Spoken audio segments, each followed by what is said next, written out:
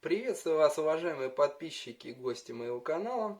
В сегодняшнем ролике я расскажу, как к котлу ВСКЗ Green 18 подключить водонагреватель косвенного нагрева.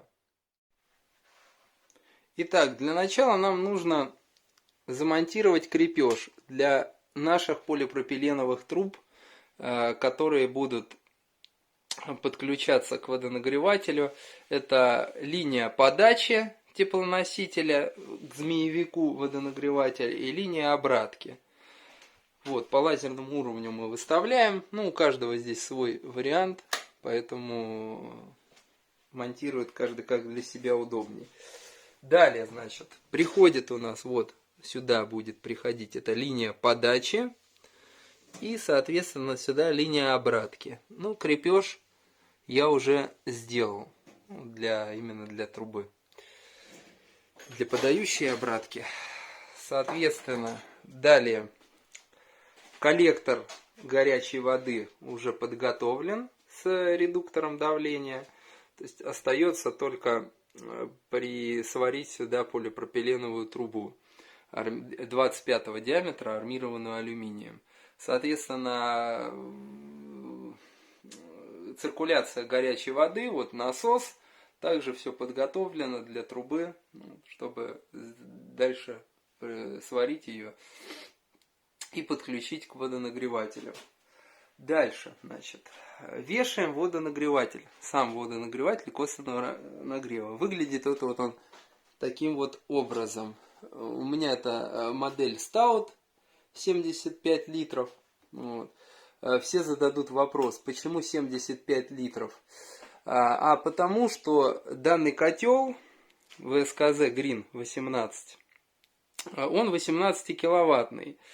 И мощность теплообменника, который вот в водонагревателе косвенного нагрева, он идеально совпадает именно с котлом. То есть в чем преимущество данной схемы? В том, что когда я буду включать воду из-под крана, она будет расходоваться таким образом, то есть остывать водонагреватель не будет. То есть мощности котла будет достаточно, чтобы в режиме реального времени, как газовая горелка, вот газовые котлы у кого есть, он поймет, чтобы вода была все время горячей. То есть не надо там, как вот с электрическими вариантами, греть воду, то есть мы греем, а потом ей пользуемся, то есть у нас там, допустим, 100 литров нагрето, мы израсходовали, и опять потом ждем, пока там час-полтора нагреется. То есть здесь все работает по-другому. Но, допустим, летний режим, присутствует вот в водонагревателе термостат, и есть возможность подключить ТЭН 2,4 киловатта на 75 литров. Он будет достаточно быстро нагревать, но это режим для лета. Ну и, соответственно, показатель температуры, это внешний такой неточный, у меня будет все показывать датчики. Датчики на дисплее контроллера. Вот здесь вот будет температура горячей воды показана. Соответственно, дальше нам необходимо повесить, вот я повесил расширительный бак. Нужен он для того, чтобы когда вода нагревается, она, соответственно, расширяется. И чтобы группа безопасности не плевалась водичкой в канализацию, для балансирования всего этого нужен вот мембранный бак. Он составляет где-то 15% от объема нашего водонагревателя. У меня чуть побольше, но это не страшно. Главное, не меньше. Крепится вот он на кронштейн такими вот толстыми винтами на 8 мм толщиной. Соответственно, крепеж водонагревателя абсолютно такой же. 5 вот этих винтов, и он крепится на вот эту планку, надевается. Далее, в комплекте с водонагревателем идет вот такая группа безопасности. Это, конечно, фуфло, полное. Поэтому группу безопасности я буду делать сейчас самостоятельно. Вот я ее делаю. Сажаю все на анаэробный герметик. анаэробный герметик. Это Сантех Мастер Гель. Вот он, синенький. Очень удобная штука, но для латунных соединений латунь-латунь. То есть там, где, допустим, идет такой выход, я все равно сажаю на лен. То есть, потому что здесь присутствуют жировые отложения от пальцев, от рук и так далее. И обезжириватель их некачественно снимает, поэтому, и плюс подвижные соединения и так далее.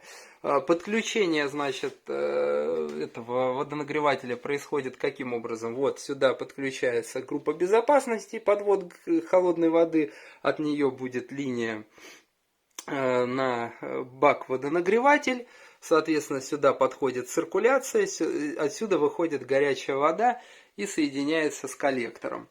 Далее, линия подачи подключается вот сюда наверху, линия обратки подключается вот сюда. Это которая идет от коллектора отопления, куда приходит сам котел. Итак, сажаем на лен все соединения, то есть на аэробный герметик я уже все посадил. Соответственно, теперь креплю, вот видите, на лен вот эти вот соединения основные, про которые я говорил. Вот они крепятся на лен. И, соответственно, вот там вот подача обратка. Также вот посажены на лен. С кранами вот STI идут такие пипки. Вот красная, синяя. То есть красную я линию подачи помечаю, либо горячую воду, и синей я помечаю холодную, либо обратную линию.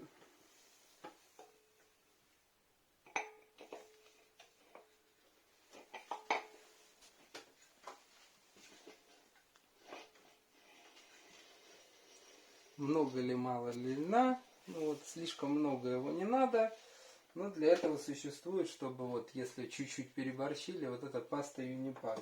Не для того, чтобы резьба уплотнилась, как многие думают, а для того, чтобы лен не съехал во время его монтажа.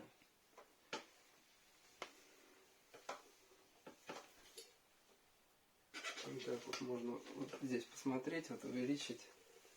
Вот там ничего не потечет, все достаточно плотно. Хотя шаг резьбы у кронштейна немножко больше, чем шаг резьбы на фланце расширительного бака. Осталось поставить кран и, соответственно, будем варить полипропиленовые трубы. Итак, первую линию подачи и обратки я сварил из полипропилена. Вот она у меня ушла. Ушла там, где подача. Вот она приходит вот сюда. Там, где обратка, она приходит сюда. Далее остается смонтировать 4 линии. Это линия горячей воды, линия циркуляции, линия на бак компенсационный и, соответственно, линия подачи воды. Для этого я сейчас, так как вот такие кронштейны не подходят, мне приходится делать вот такие из шпильки, и, соответственно, вот такой вот элемент крепления, чтобы закрепить и прокинуть трубу, потому что вот она у нас, чтобы не соприкасалась с имеющейся уже. Итак, монтаж водонагревателя завершен. Линия горячей воды спаяна. Вот она идет у нас к редуктору давления. Линия подвода холодной воды, соответственно, тоже впаяна в группу безопасности. Дальше бак компенсационный тоже впаян. И линия циркуляции ГВС, вот она пошла, тоже впаяна. Соответственно, насос я подключил. Осталось тут немножечко раскоммутировать несколько датчиков.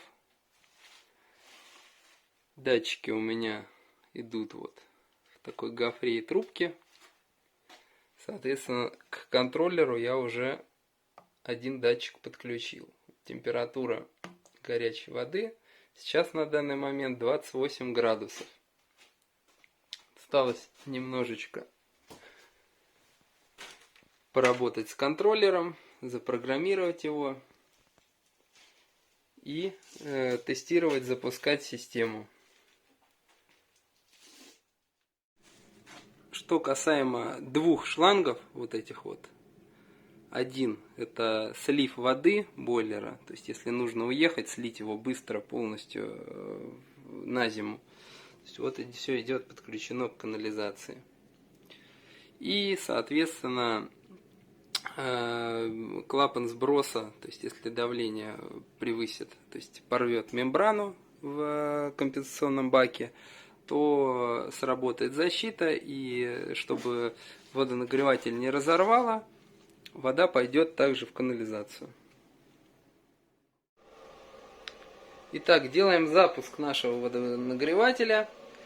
Соответственно, давление в системе 2,5 атмосферы. Давление горячей воды тоже 2,5 атмосферы. Котел я запустил, он сейчас постепенно набирает заданную температуру 65 теплоносителя. Сейчас на данный момент теплоноситель 48 градусов. Температура воды в водонагревателе 30 градусов. Достигнуть должна 65. Соответственно, циркуляционный насос системы отопления работает. И, соответственно, сервопривод линии водонагревателя тоже активен.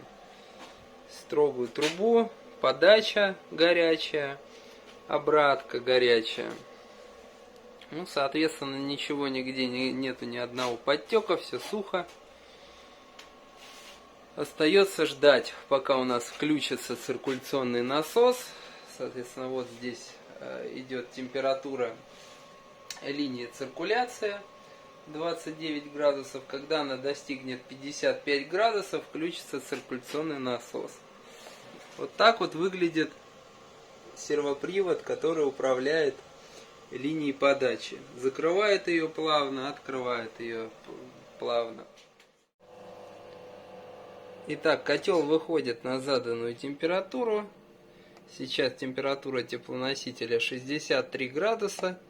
Температура водонагревателя 54 градуса. Соответственно, линия циркуляции вот у нас 54,3 градуса. Когда температура достигнет 55 градусов, включится циркуляционный насос. Итак, циркуляционный насос включился.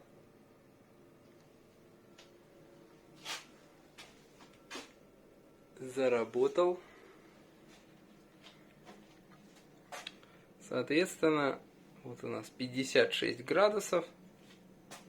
Пошла циркуляция горячей воды. Итак, друзья, заданные параметры почти достигнуты. То есть температура теплоносителя 65, температура водонагревателя 63. Ну, плюс-минус погрешность датчиков, соответственно, работает циркуляция горячей воды. Бактерии уже в водонагревателе не заведутся. Так что все работает отлично. Давление в системе 1,35. Все замечательно. Итак, спасибо за внимание. Подписывайтесь на мой канал, ставьте лайки. Будет много новых видео. До новых встреч, друзья!